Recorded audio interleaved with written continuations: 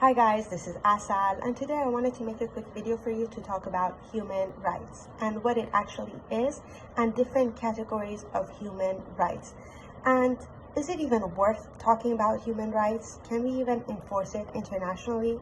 Because I received a comment on one of my videos that, you know what, how are we even going to enforce human rights? This is a joke. What I'm going to say is that, you know what, yes, it's very hard to enforce human rights because it's very hard to get governments to agree on what human rights actually are.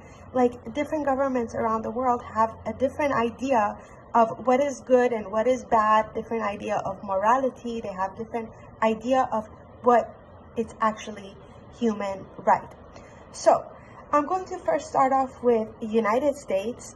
I'm going to say that in the United States, we have human rights, which is, for example, freedom of speech, freedom of assembly, and certain other rights that other countries don't recognize. For example, there are some countries out there that do not value freedom of speech or freedom of assembly.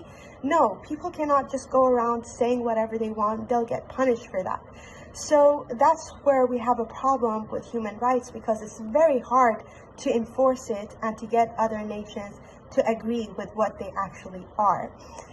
So what I'd like to say is that historically, nations would go around treating their citizens however they wanted. They would go around killing their citizens, or like, for example, in Old Britain with King Henry, he would go chop off the head of the queens if he didn't like what they had to say. So historically, governments had a lot of power to actually control their citizens. But you know what? This has changed over time, especially after the Holocaust, after World War II. This idea of human rights has changed, and we've realized that, you know what? Sometimes these governments, they do whatever they want to their citizens. So we have to actually figure out a way to define human rights and actually protect it.